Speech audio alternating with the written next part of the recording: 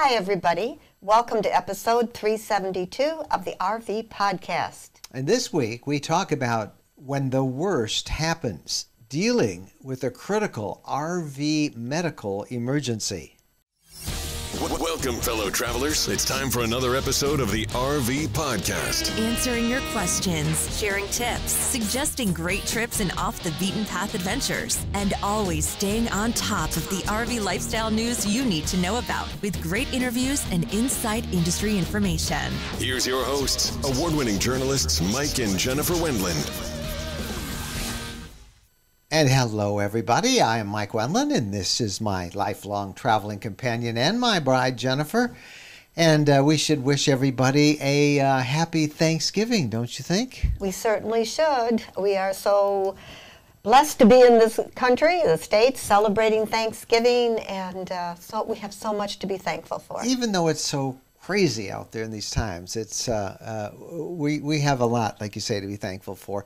Our Canadian followers, you guys celebrated Thanksgiving a little bit earlier than we do in the U.S., but we hope you had a great one too.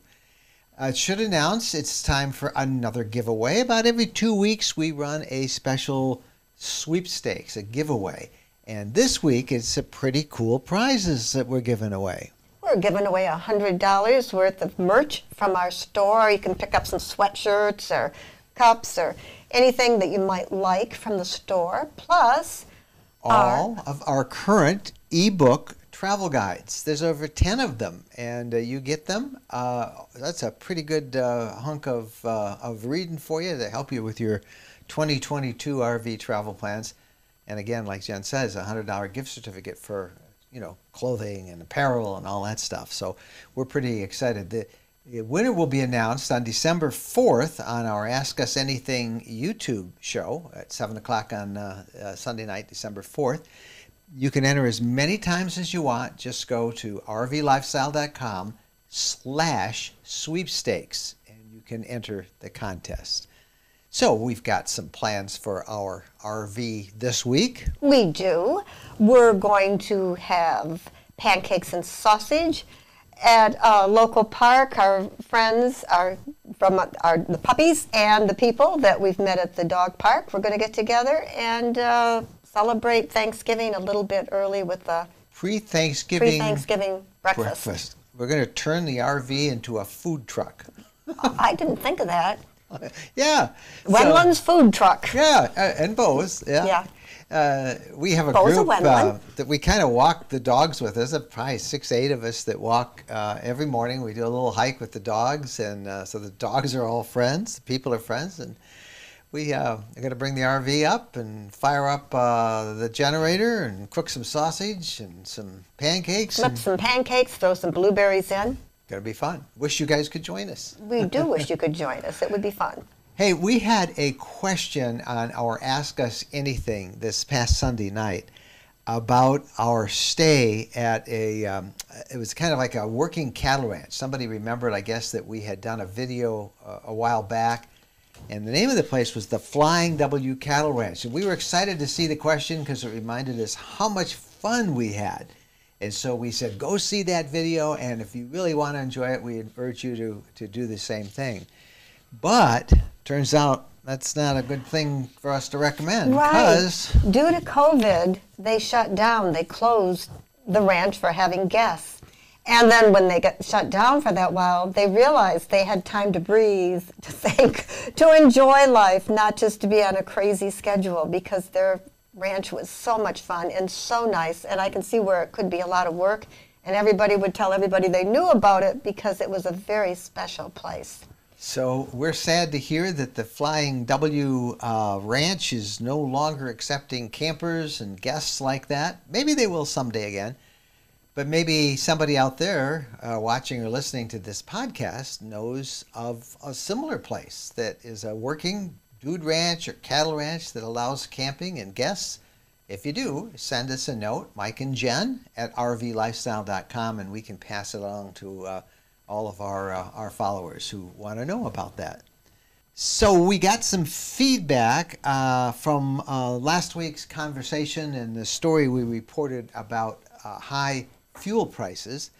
And we were wondering at that point whether they were high enough to affect people in their RV habits. Well, we got some feedback from a listener named Deborah who said that California gas prices have definitely factored into her not camping this fall. She usually has some flexibility in her fixed income to allow for some travel, but because of the high prices of gas, no traveling. And I don't know how many others are like Deborah, but I suspect if we got feedback from one listener, one part of our audience here on the podcast, there are others the same way. We just came back from Tennessee, and I did notice that the prices just, every time we go, every 2 weeks, they seem to be up another 50 cents. And they're pushing $4 a gallon for gas, for 91 octane gas. You can get 87, a little bit less. I like to run 91 in ours if I can. But it's just under. What did it $4 cost to fill up a fill-up? $80. That's a lot of money. Yeah, it was a lot. So we're curious. Let us know at what point you will, if you do, curtail your travel because of gas prices or fuel prices. And we're just going to kind of keep track of that because I'm asked that a lot. And we do interviews with publications and stuff. They say, well, what about the gas prices? I don't know. I haven't seen any evidence yet. So that's the first feedback we've got. That I really do think that it has to be affecting travel because if you've got kids, the cost of food, just buying everything's getting so expensive. I really do think that would be a factor. Yep, it does. We are very excited. We announced last week that we were going to Tennessee, and we said we'd tell you why. Well, we posted a picture on Facebook that showed why. We went to the woodlands at Buffalo River, about 90 miles or so due west and a little bit south of Nashville. Now, we have been there in that region twice in the last year, both of them doing stories about people who were buying their own RV property. One, some oversized RV lots on the Tennessee River, Kentucky Lake area, which we were very impressed with. And then our more recent story was when we went and we heard about the Woodlands, which is a big 5,000 acre stretch of beautiful wooded countryside on a mountaintop just east of Linden, Tennessee.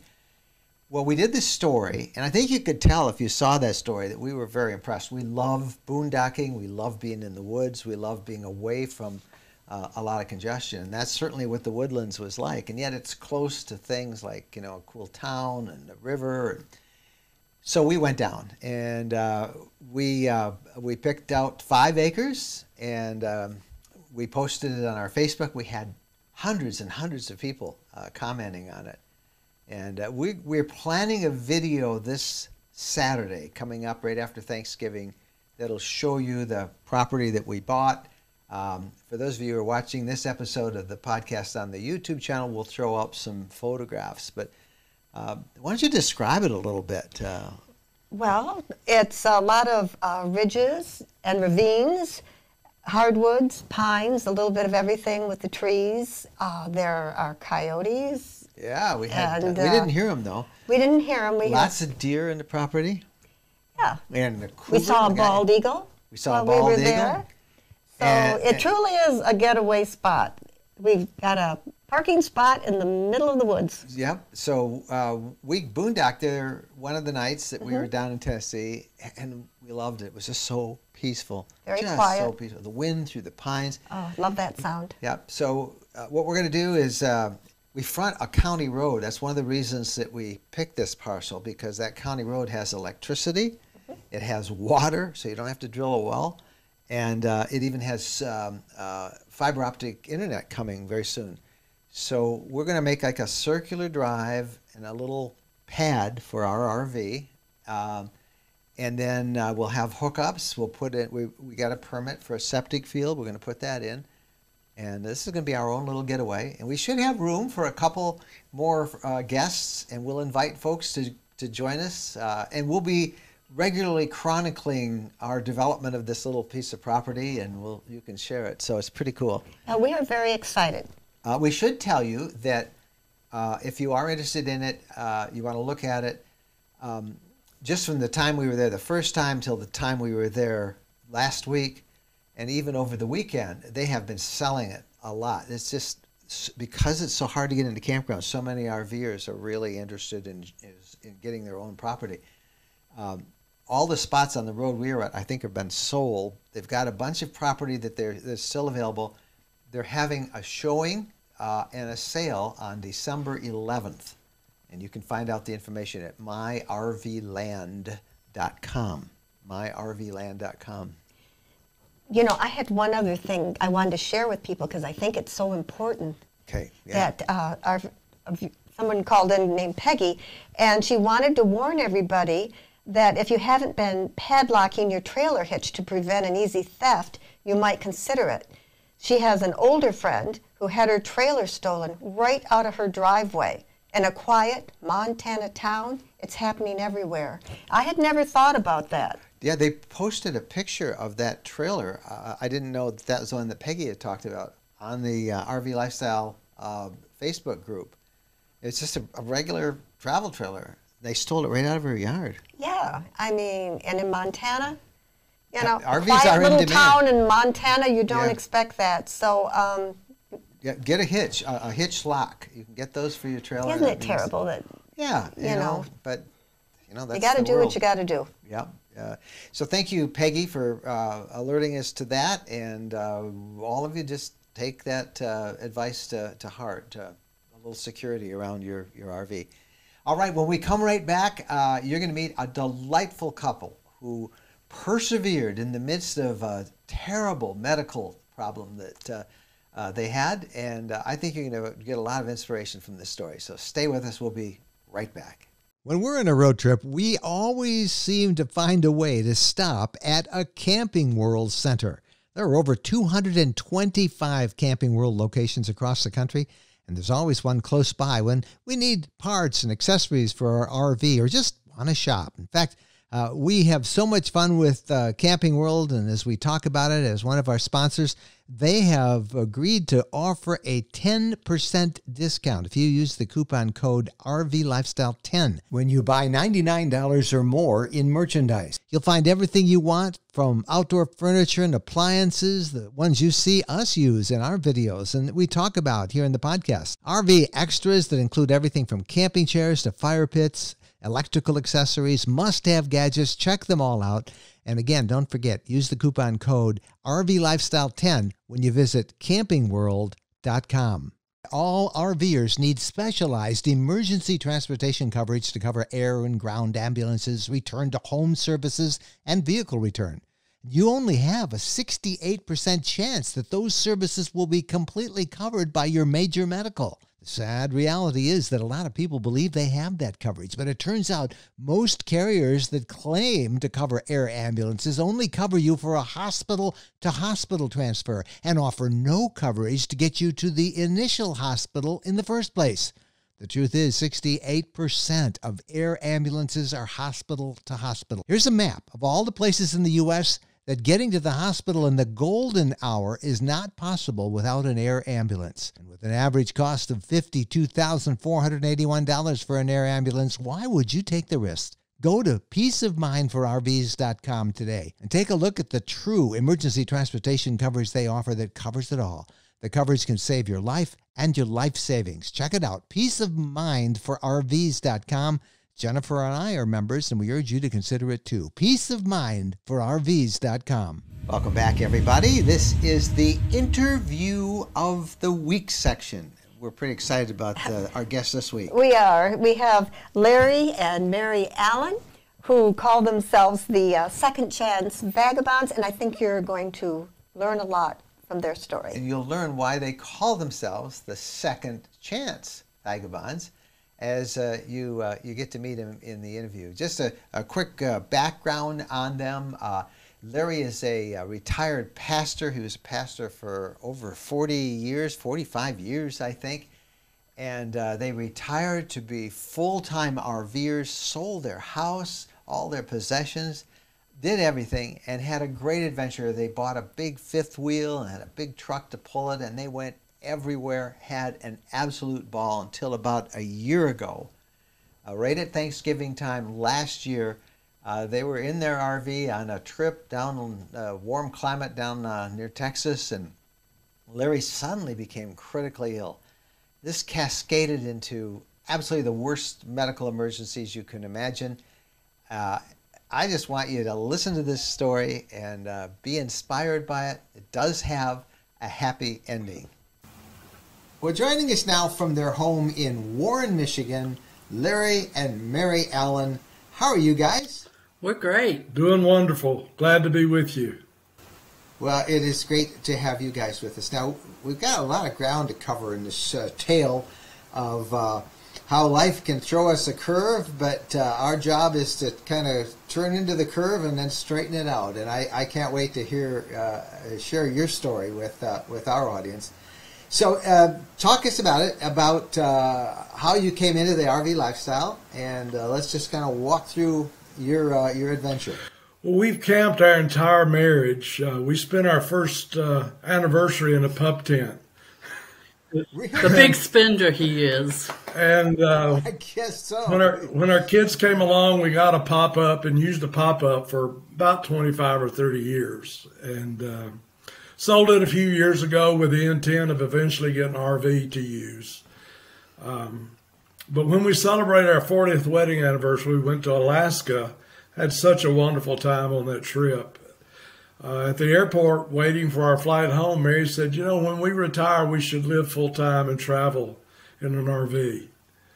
And that's all she had to say. I was in. I started shopping. Now, how long ago was this? That was in 2015. We spent 4 years preparing. I started listening to you soon after that. A friend had told me about your podcast then. It was, I don't think you had a web channel yet. Oh, no, we've had a website for a long time, for even longer than that. Yeah, but that's good. Anyway, started listening to the podcast, got ready, and in October 27, 2019, I retired. We left that day. We began our journey that afternoon and had a wonderful time. In our first 13 months, we traveled almost 22,000 miles, spent at least one night in 21 different states, actually visited 22, and boondocked. We camped in national parks, state parks, just had a wonderful time. Now, Mary, you left kids, family, house back home and moved into an RV? Yeah, we sold our house. Wow. And moved into a apartment so we could get used to being in small, confined, and make things operate without much junk.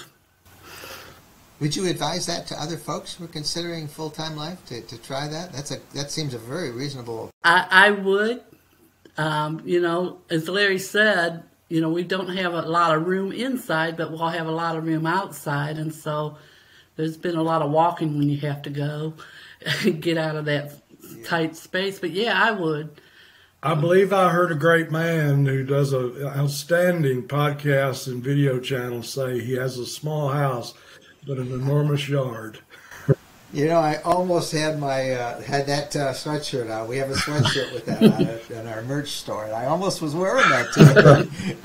That's our motto. That's the truth, though, isn't it? It is. It's the truth, isn't it? It is. It is a small home, but it's a big yard out there. Well, everything's going along great, right? Right. And then what happens? A year ago, we're in the Rio Grande Valley, going to spend the winter there. I was actually going to be a chaplain at an RV resort for the winter. And I should point out, you are a retired pastor. That's correct. That's correct. Okay. I was in ministry 45 years before I retired. Wow. And well, that's what happened. That's where all the hair was. That's right. That's right. It's a tough job. So we're in the Rio Grande Valley. We're excited about the resort we're in. It was very nice, very large resort. Of course, it was COVID, and so it was affecting the number of winter Texans that were going to be there. And but we were off to a good start. We were able to have a few services, but I began feeling badly and got quite sick.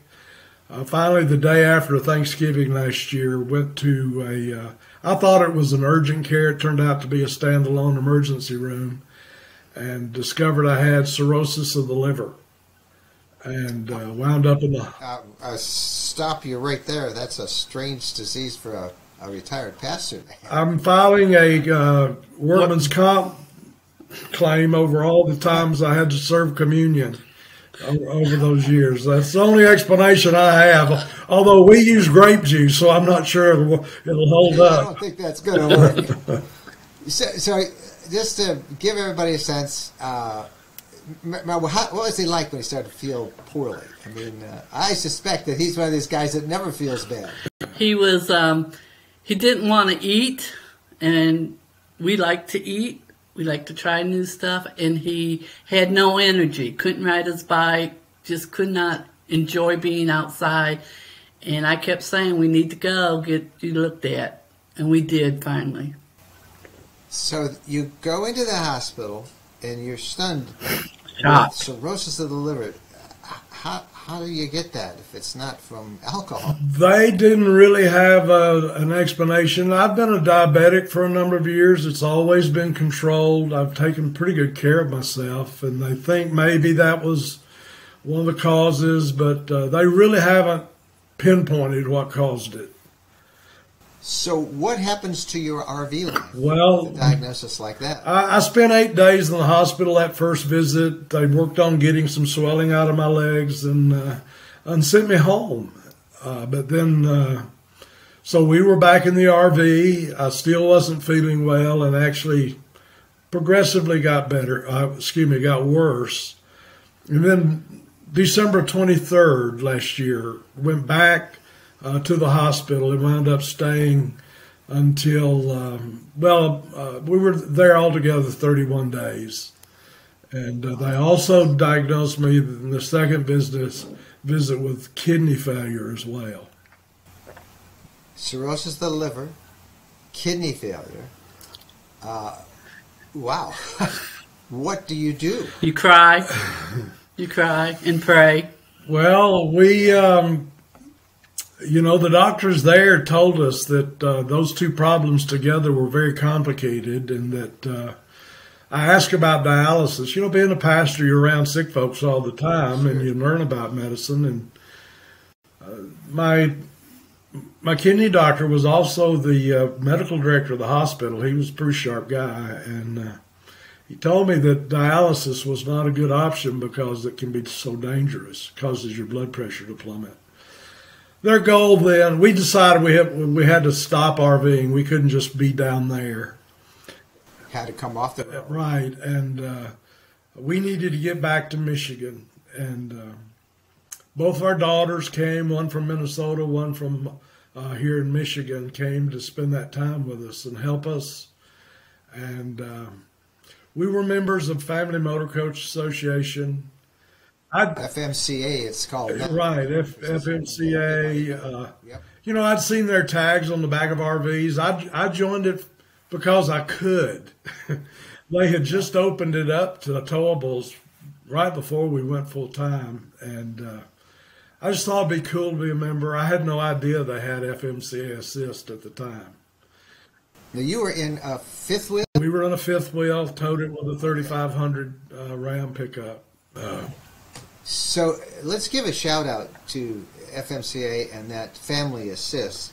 Mary, take us how that helped you guys, because Larry's still pretty sick. Yeah, he's sick and not able to communicate well. I mean, he was able to talk, and when my daughters came down, I said, your dad says we have FMCA Assist, and we've had people all over the country say they'll come and get us back to Michigan when the hospital would release him. And so I had her call, my one daughter called to just check to see if Dad had read the report right, read the magazine right, that we had this. And they answered all her questions. They said, yes, we'll take care of it. And from then on, they talked to the hospital 90% of the time, because until Larry could get released, and assured us everything would be okay. They were fantastic I mean, we didn't know, I didn't realize we really had it. And I was just shocked that they were going to fly us home, get somebody to drive our RV home to Michigan, and we didn't have to worry about anything, and also provided us a nurse. I knew that would happen fast, so we had to get stuff together when they decided he could go home. We had to get the fifth wheel ready to travel north, and the truck and everything. And I was astonished how well it went. And then they took Larry to the from the hospital to the airport. The airport, a nurse met us there. Put Larry in first class, with his nurse, and me and my daughter got to stay in the back seat and ride home. But it was just truly a blessing what they offered, and we got that for just having a membership. And that's what I think so many people don't realize about FMCA. And let's be just stopping this story. This is one of the reasons why a great organization like FMCA deserves your support, because look how. Oh yeah. So you're back in Michigan. You're thinking your RVs are done, and you've got a pretty grim prognosis, Larry. Right. Take us now. What happens? They transferred me from the hospital in Texas to a rehab here in Michigan, and 5 days in, I got sicker. My white blood cells plummeted, and the doctor they rushed me by ambulance to the hospital in Royal Oak, Beaumont Hospital, and found out I had COVID. And COVID was attacking my bone marrow, causing my blood cells to get all out of whack. They treated me for 8 days. While I was there, Mary had done all the work to get us a place to live, and we had friends give us furniture. It was amazing how God gave people in our lives to help us and help her do all of that. I was out of the hospital 2 weeks, went back to see the liver doctor, hoping to get a process going to possibly get on a transplant list eventually. And they admitted me to the hospital, and I was there for a few days, developed an internal bleed. They had to do surgery for that. And things were going bad fast, but finally, in March of this year, March the 1st, they did surgery to correct the internal bleeding. March the 2nd, just about everybody was certain I was going to die that day. It was bad. I told my wife and daughters goodbye. The doctors thought I was dying. Everybody did. But due to the power of social media, and I have a love-hate relationship with it, but people all over the world began to pray for me. And the next day I had taken a 180. I was so much better. And we learned that day that I had got on, the second and third, we learned that I was on the transplant list for kidney and liver. And on the fourth, the head of the transplant team came in and said, "We think we found organs for you." Oh my goodness. That usually takes years. It does. The average wait in Michigan for a kidney is 5 years, and for a liver is 11 months. And here overnight, they found my organs. The next day, on the 5th. What about about your donor? I mean, that's always a question people ask. Yeah, my donor, all I know was a 19-year-old male. And I think that's tragic. I mean, I'm so grateful for the gift I was given and all the opportunity it gives me, but I grieve for his family. And it seems such a tragedy. And that honestly spurs me to be a better steward of the rest of my life and the gift that I've been given. So you had the surgery against all odds, and you got better. I got better. You look pretty. It took a while to get better because other things kept happening. And in the meantime, we decided to sell everything because I really didn't think he was going to make it. me of little faith. So we sold we traded the truck off because he couldn't get in it, and then we sold the fifth wheel, and I thought we were done. March and April we started selling. Okay. Well, we sold the van early. I mean the truck earlier in February. But you're done. Yeah, I mean, you've got all these situations, and it's just not going to get better. The odds would say. Yeah. But you did get better. We did. I did get better, and when I decided I wasn't going to die, I started looking on the internet while I'm laying in the hospital at RVs. I do remember beginning to want to RV again, and I was actually looking on the internet and watching to see, and I decided that an older mobile home would be affordable to us and easier to manage than a fifth wheel. And a couple of months ago, we got back into the RV business. We've got a 1999 Southwind Storm, 30-foot Class A. Classic, beautiful, wonderful condition, and actually have taken 3 short trips here in Michigan with it before we put it into. You're back able to RV again. Now, we tell the story because that is everybody's fear. It's so many people. But what happens if the worst happens? Well, the worst happened to you guys. And as we wind this up, I'd really love you to give some advice to other people. One, who are worried that, well, maybe we're too old to go out on the RV, or what happens if it all happens. Talk about that pivot that you made. Well, we've discovered that when the worst happens, it brings out the best in a lot of people. And people in Texas that we had only known for a matter of weeks were so supportive and helpful. People that a couple we met in Florida when we were at a rally, a RV rally that we just happened to park next to. He offered to come to Texas and tow my RV home for me. I mean, we just met them, and we had planned in that short time a trip together, but COVID knocked that in the head. We didn't get to do it. But I mean, when the worst happens, honestly, the best comes out in people, and people were there to help us. Some of the preparations we had made, like joining FMCA and some other things, had prepared us for that, even though we never imagined that would happen. And honestly, we're people of faith, and I would tell people that they need to nurture their faith, because when you need it worse, is the best time to have it. Mary, your advice. The lessons that you learned through this. Take it day by day, but go as you take it day by day. What happens, happens. We have no control over some things in life, and I'm not going to sit around waiting for something to happen. I'm going to enjoy. We've had 13 great months of what we did on faith and a desire.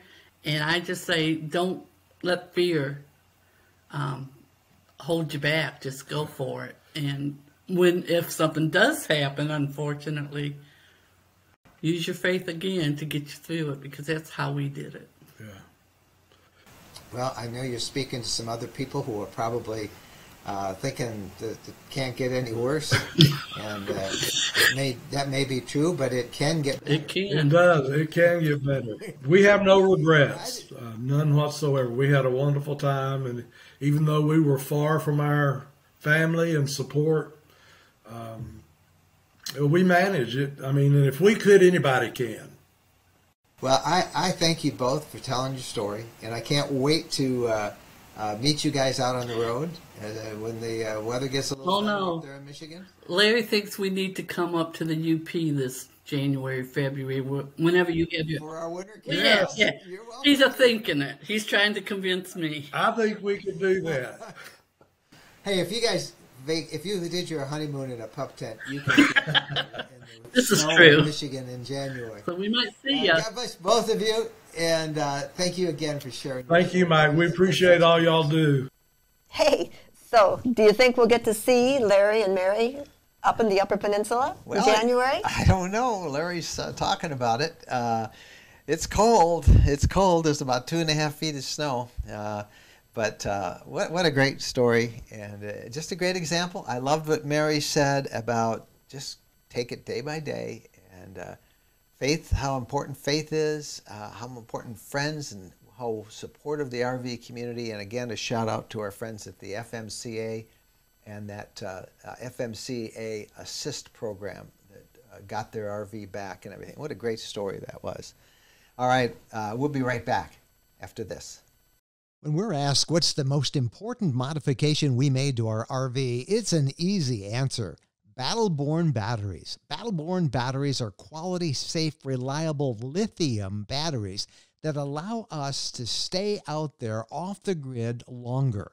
Lithium batteries charge faster, they charge fuller, they're longer lasting, they're maintenance free, and Battleborn batteries are protected by a 10-year guarantee. Now, in our case, they just dropped into the existing AGM batteries that we have, and they'll probably be the same on your rig too. Battleborn battery experts can get those in your rig just like they did with ours. They can also match you up with the right cabling, the inverter, the charger, the solar controller, everything. Jennifer and I swear by our Battleborn batteries. They allow us to boondock off the grid. Check them out. Go to rvlifestyle.com/lithium. rvlifestyle.com/lithium. Have you had it with overbooked, overcrowded campgrounds? Then check out Harvest Hosts, where RVers can overnight for free at more than 2,400 wineries, farms, microbreweries, golf courses, and attractions. Harvest Host is a membership service for those with self-contained RVs looking for unique, beautiful, and peaceful overnight camping experiences across North America. When you become a member of Harvest Host, you can camp for free at all these places. Jennifer and I are Harvest Host members, and we've made so many great memories at Harvest Host locations. There's no charge for camping, and your Harvest Host membership fee is easily made up with just a couple of stays. Plus, you have awesome places to stay. If you use our special affiliate link of rvlifestyle.com/HH, you'll automatically get 15% off the cost of your membership. That's 15% off, but you must use the special link, rvlifestyle.com/HH. Welcome back, fellow travelers. It's time now for the RV news of the week. And of course, Thanksgiving's the big story, right? It certainly is. I think more people travel on Thanksgiving than any other holiday. I read that somewhere. Yeah, and so this first story, more Americans are expected to travel this year for Thanksgiving than last year. And if you're planning to hit the road this week for Thanksgiving, expect more traffic. That's what AAA is projecting, that 4 million more travelers are going to be traveling than last year.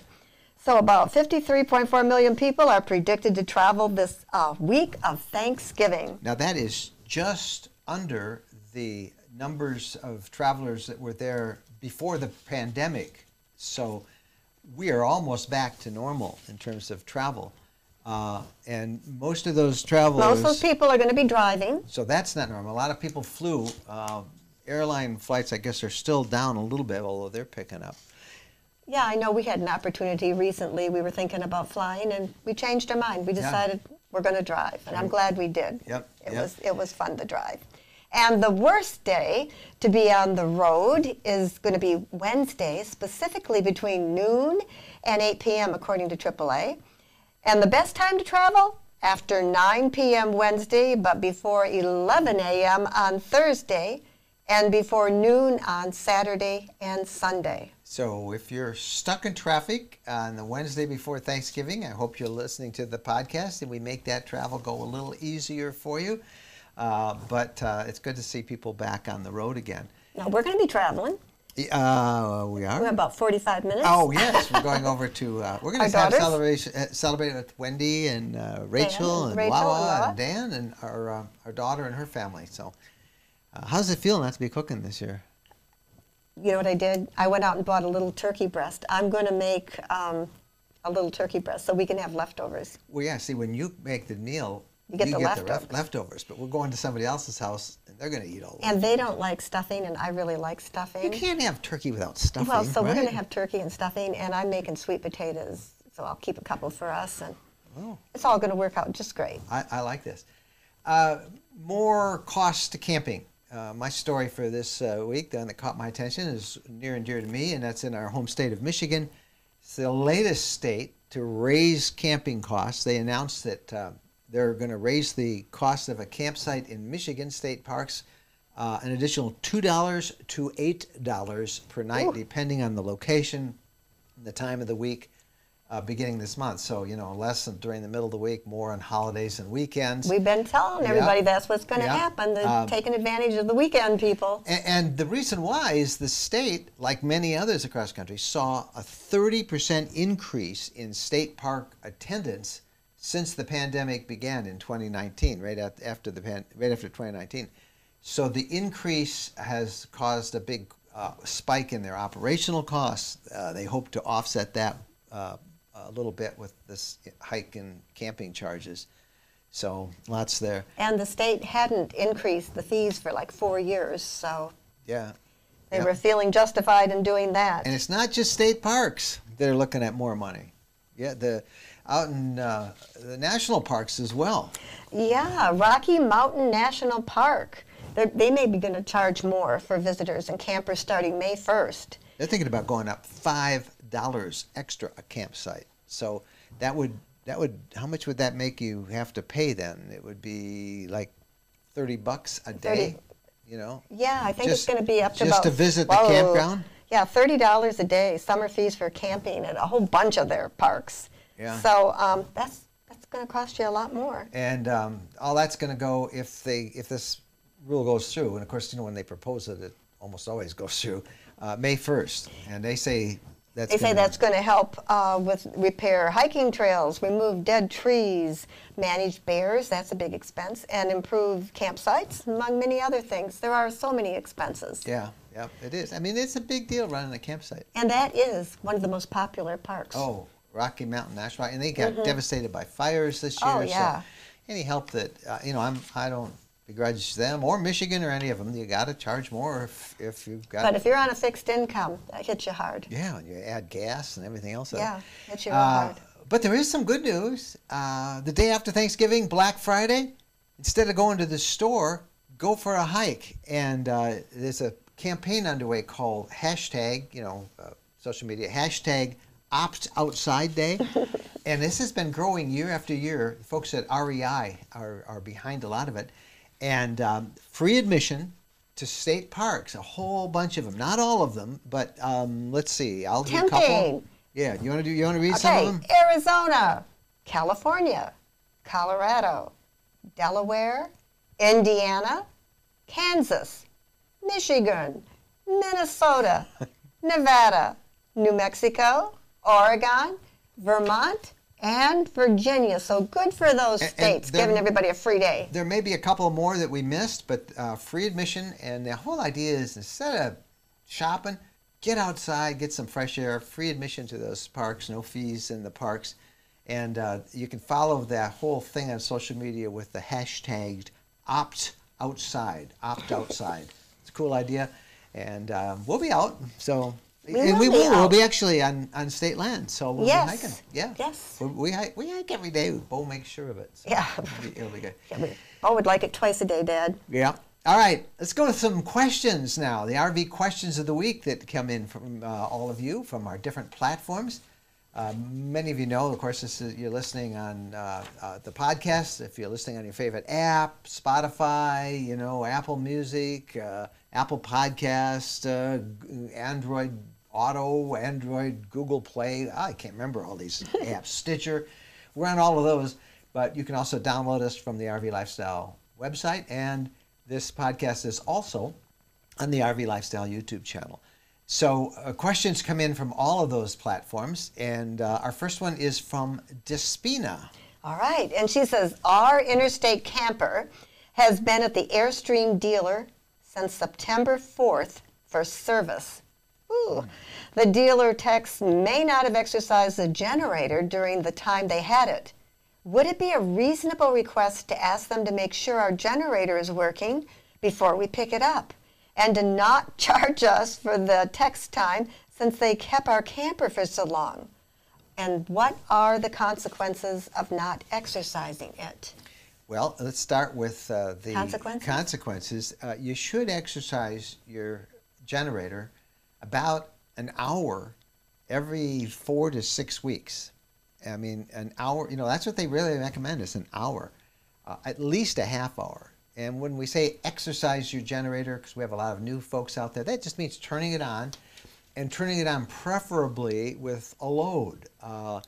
Run the air conditioner, for example, when the generator's on. So it just keeps it all going, and that's really smart. So yours has been in, she said, September 4th. September, October, November. Almost 3 months. Right. So it definitely should have been exercised at least once, maybe twice. So you are not out of line.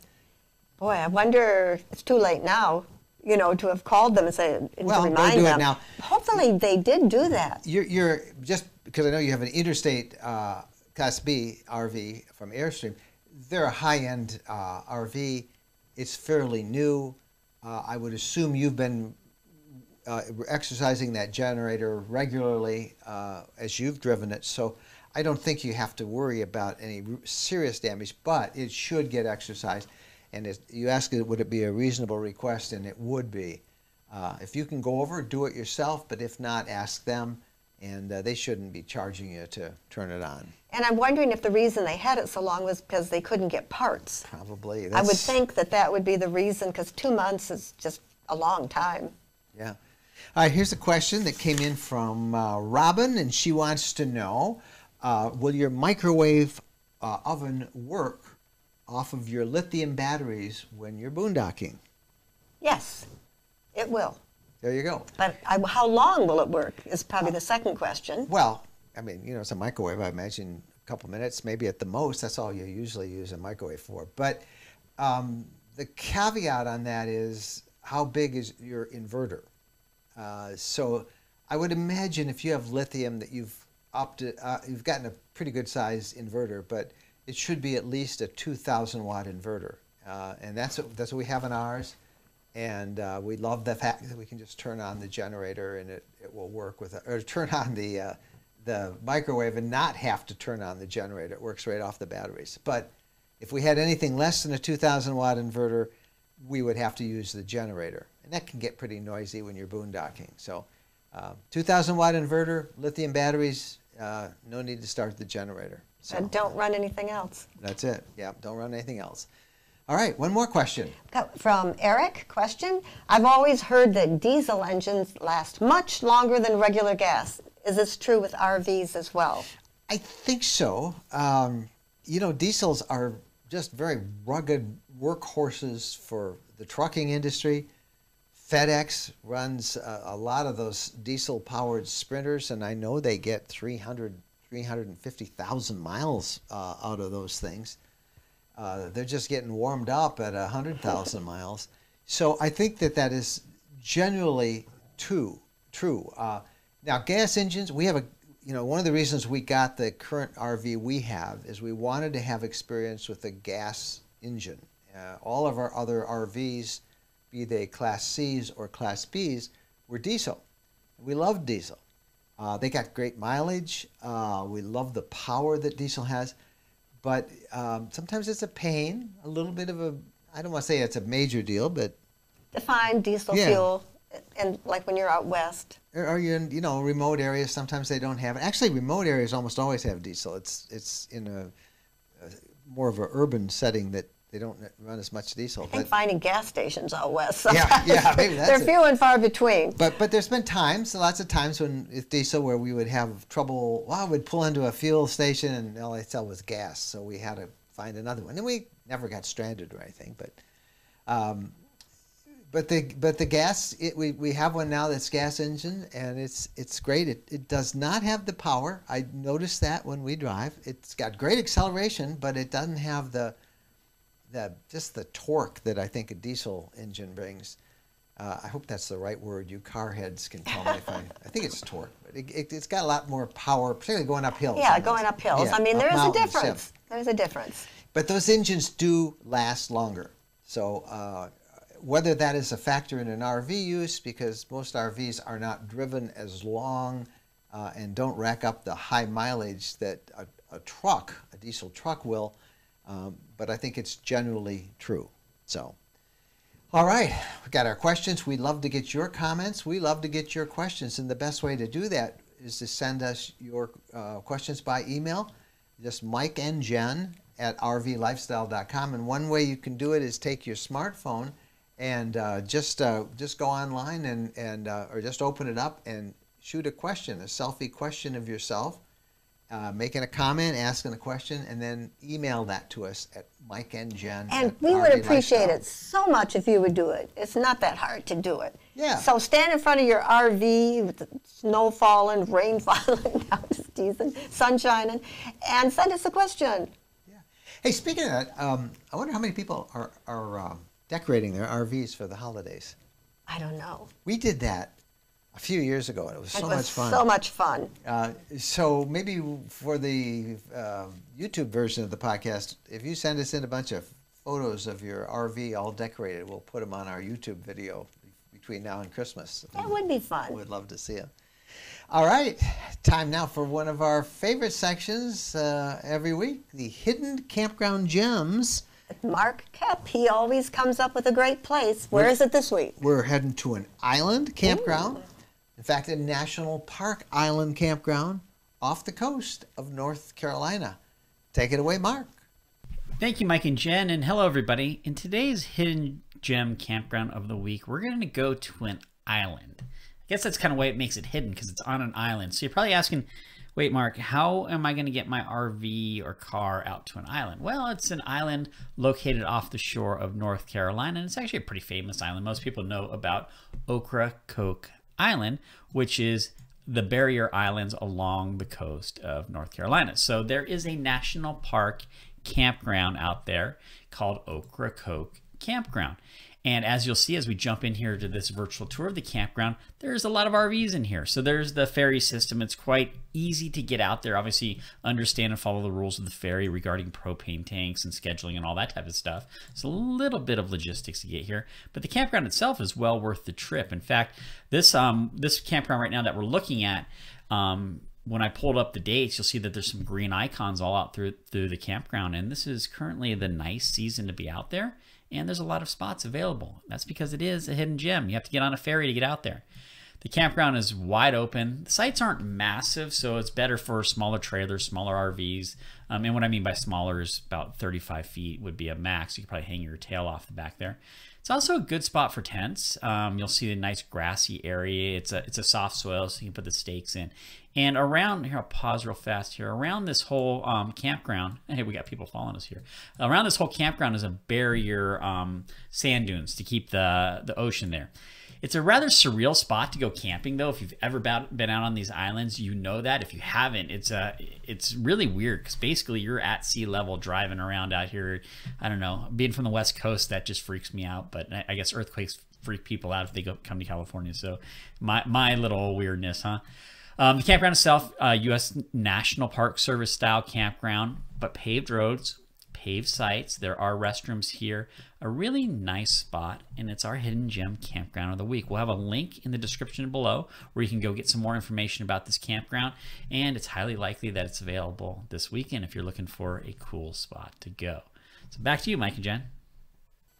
Thanks, Mark. And if you want to check out that campground, just look in the description below. We'll put a link directly into the Ocracoke National Park Campground. And thanks, Mark. Mark's campgroundviews.com has images like that where you can actually see the places that you're interested in renting and looking at those sites. I wonder if other people like Mark's weekly campgrounds as much as I do. Yeah, it's so much. I mean, I just think being able to see it, Yes. like kind of drive down those roads like he does in the video. Mm-hmm. For those of you listening to the audio version of this, if you go over to the YouTube, RV Lifestyle YouTube channel, and you can watch the video version of it, Mark actually shows on screen that cool service that'll let you find the campground and look at it and then book from right there. So thanks, Mark. Thanks to all of you. Again, happy Thanksgiving. And I guess we can be one of the first to start wishing them a Merry Christmas because it's that time of year again, right?